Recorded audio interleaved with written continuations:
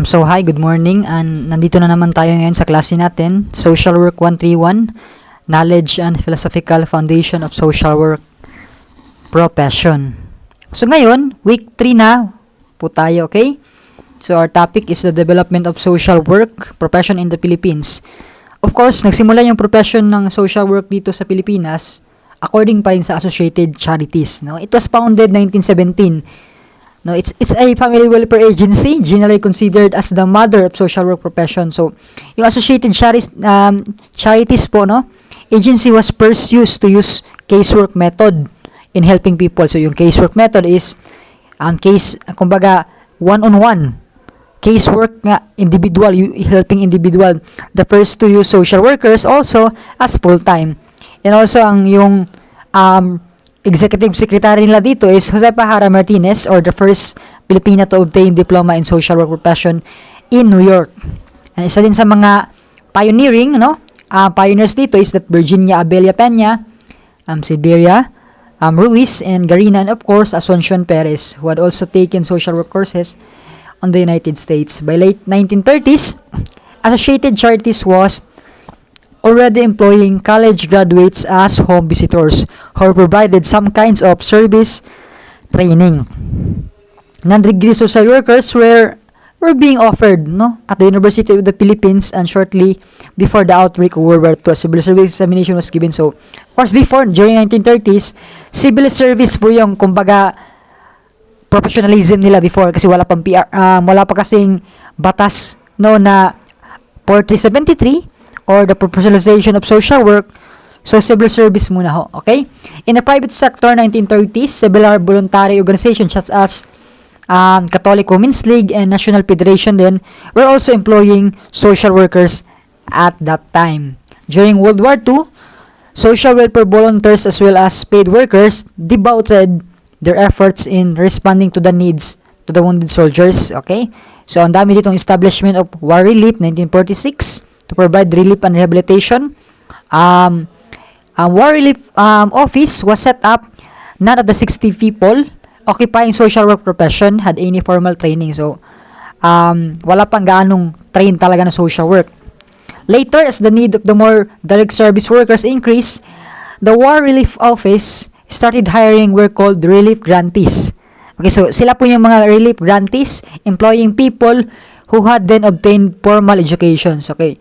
Nag-hire sila ng mga, kumbaga, relief grantees, no? And then, naging kuan din. No, those people also obtained social work. Okay? Formal profession. The practice using relief grantees was followed by succeeding agency by PRATRA, PACSA, and Social Welfare Administration. And this practice was officially stopped in 1959 when the Organization of Social Work Administration provided additional social work position. The sudden increase in number of untrained people engaged in social work function caused PRACRA to seek help from United Nations, and there came two experts who arrived in the country to conduct series of social work institutes, mainly PRATRA workers and War Relief Office, SWC. In addition to this, fellow abroad were provided the key personnel of social welfare under UNTAP. In 1948, President Elpidio Quirino established PACSA, a community development agency, to help with the problem of social unrest in the countryside. PACSA was supposed to provide social services. Some of its workers were drawn from Social Welfare Commission and the defunct social services of PRATRA. So, meanwhile, 1947, the seven or eight social workers who had gone to United States before the war to pursue formal education, nag-aral sila doon. The Philippine Association of Social Workers for the main purpose of nurturing the development of social work profession. So, PA, or PASW yung nag-nurture dati. Yan yung tawag sa nag-nurture ng social work profession. However, formal education for social workers had not been available in the country until several years. In June 1950, Philippine School of Social Work was established, offering a one-year degree program called Master of Arts in Social Administration. Public administration or social administration is kind of like related. Kaya nga, related yung social work sa public administration in MSU, Some schools, no, kumbaga same lang ng college, ang administration, public administration, or even in social work. Kasi nga, both of them are engaged in public service. Okay, the school first director was, of course, Josefa Hara Martinez, who also to convince the officials of the Philippine Women University to open School of Social Work. The first graduate of PSSW were mostly executives and supervisors of social welfare agencies in the country. The following year, the school graduate program was expanded to 2 years to Master of Social Work. Shortly after the PSSW was opened, the UP and Centro Escolar University also offered social work. So, as number of people are going to social work in the government service increase, it became necessary to give qualifying examination. Okay, so in 1956, so palapit na po tayo sa 1965 kung saan siya talaga siya napasa batas. The Civil Service Commission dati, yan yung nagka-qualify sa mga nagtatapos ng social work, responding to the request of SWA and the Philippine Association of Social Workers to give an examination for social workers. Okay? Field experience of service in a social worker were accepted dati. So, dati kasi before, example, bakit, paano kung wala kang, hindi ka nakapag-aral, no? Of the several hundred examinees, only half of had formal social work training. Field experience or service in social welfare were accepted. Okay, so kung meron ka namang experience, no, makakatake ka ng exam. Okay? So, makakatake ka ng exam if you really have the experience that is related in social work profession, you can take the exam. Dati. Pero ngayon, hindi na po, okay? Obviously, and unfortunately, after this time, there was no recognition of social work as a profession and little appreciation of the need for formal education for social work practice. Okay, so ito yung mga nag-schools rin na nag-offer. CEU, Central Escolar University, University of the Philippines were already offering Bachelor of Degree in Social Work. So perhaps, no, yung social worker, na-engage din sila sa hospital, no? So, yung ginagawa nila dyan, tinitignan lang yung pasyente kung eligible ba, the recognition of medical social workers, nandiyan na rin. The medical team, kasama sa medical team, facilitated by doctors who trained abroad, had given them sufficient exposure to train social workers. So, even until now, yung social workers sa hospitals or even in the field of clinical psychology center, ganon, mga ganyan, are engaged in mental health patients, ganon, mental health clinics, psychiatric wards in some hospital. A big boost to the professionalization of social work was the launching of UNICEF AS Assisted Social Services Project of SWA in July 1961. The aim of the project was to improve child welfare services by upgrading competence of family and child welfare workers. The project gave impetus of the other developments. Salary ng SWA personnel were upgraded. New programs, particularly of child welfare, were initiated. Ang dami pa. New programs required social workers to have at least bachelor's degree. This project had a positive effect on the private care institution kasi hindi pwede na wala na. I think ngayon, no? Ngayon talaga, stick na po yun para maging social worker ka. Whose staffs were included in SWA's training, these agencies being under the supervision of national government's social welfare. Finally, no, during June 19, 1965, the Republic Act number 4373 was passed regulating the practice of social work and the operation of social work agencies, RA 4373. The law requires that one must be a registered dapat to qualify for professional practice. The law also designated the DSWD and DSWD ngayon to accredit and licensing agency for the registration of social work agencies in the country. The passage of the Social Work Law or Republic Act 4373 created a new interest in social work in the country, especially in the field of social welfare. Specifically, it encourages the pursuit of formal education, improving practice in the standard, and of course, educational curricula.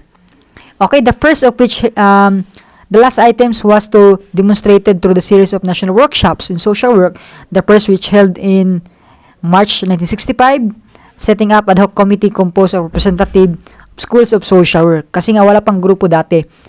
And to study the deliberate and immediate curricular and organizational issue that was to become formally organized into Schools of Social Work Association of the Philippines, okay, o SWAP, on November 1969. The Philippine Association of Social Workers or PASWE. So, ito na yung sinasabi ko, yung PASWE. Philippine Association of Social Workers, PASWE na po yung tawag, no? Is the national organization for professional social workers in the country. Okay? It is incorporated with the SEC, and also, ito yung objective ng PASWE, to promote and maintain professional standard, strengthening competence of its members, work for the better understanding of the profession, initiate social legislation, expand professional activities, and so on. Okay, so nag-evolve po siya into PASWE, okay? Among the activities of PASWE is undertaken following in order to achieve the objectives, the adopted code of ethics, and of course, nominated president members of the association who qualify to be members of Board of Social Workers, the government regulatory body for social work.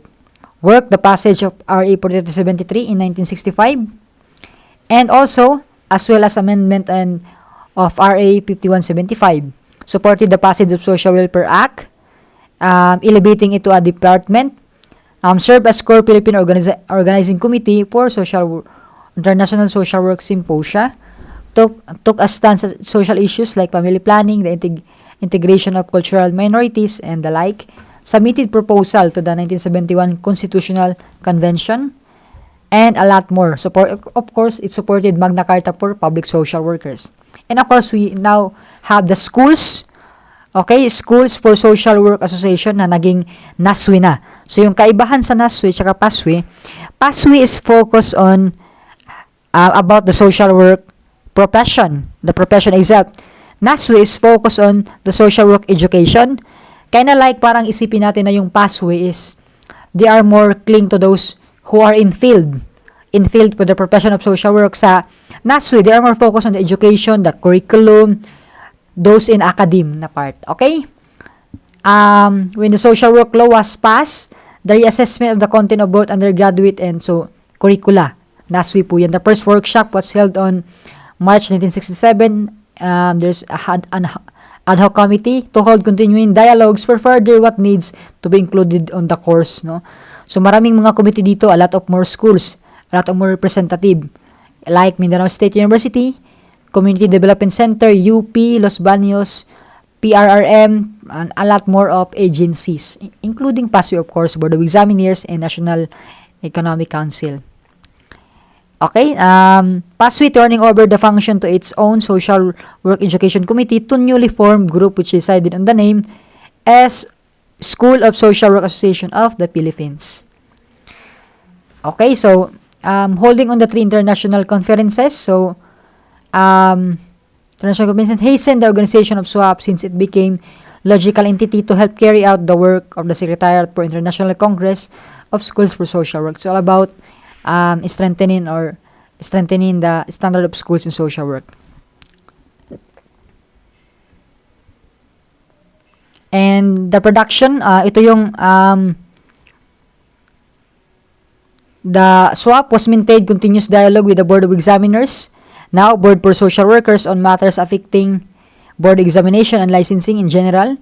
In 1977, the PRC, upon endorsement of Social Work Board, approved SWAP's recommendation that the board examination covering the following areas. So, HBSE, 20%, social welfare and policy, 20%, social work methods, theory, 20%, field practice, 40%.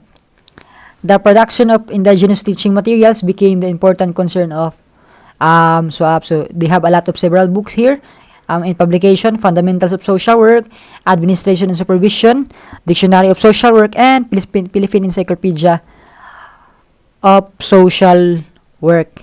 In December 1990, the SWAP registered, incorporated by the SEC, and assumed a new name, or NASWE. Holding more dialogues to PRC for social workers and government body administers the annual licensure examination for social work graduates. And establishing stronger linkages, no, for social work organizations to a lot of like Asian Pacific Association of Social Work Education, and also International Association of Schools of Social Work.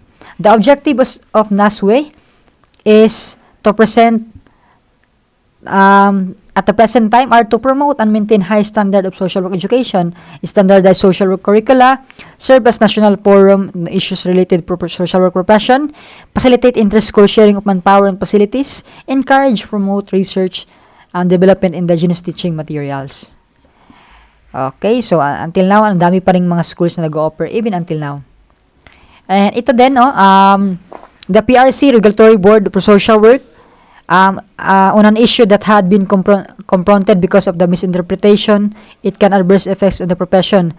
The expanded tertiary education equivalency and accreditation program, so regarding accreditation, the ETAP was promulgated on May 10, 1996 by President Ramos to benefit deserving individuals, to give them the access to opportunities that will prepare them high-value jobs, authorizing the Commission on Higher Education to certify after through evaluation and the pertinent work and knowledge the expertise acquired by the individual. So, ito na po yung mga rankings regarding qualifications, by ETIAP. So, isa na dyan, dito, to guard against misuse of the or abuse of the ETIAP, which happened in 2000-2001 at the PRC passed the Resolution A 2003 providing guidelines for the implementation of RA, ito yung guidelines, implementation of the RA 4073 in relation to ETIAP.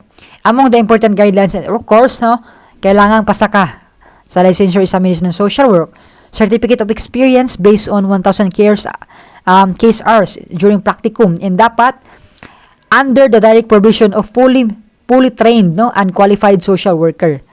Yun dapat na supervisor nyo dyan. Practical training and practicum sa lahat ng field, casework, dapat under oath, transcript of records, certificate of experience, ang daming mga requirements, okay? So, schools concerned should be thoroughly evaluated and applicant's background and document presented, profession in social work, okay? So, in view of the importance 4-year curriculum, the last 2 years of which are major courses, okay? So, dapat may major courses. And the resolution signed by 3 commissioners and members of the PRC board took effect in the publication on September 2003. So these are guide questions, Describe briefly the nature of social work. Thank you. And of course, we have the references here.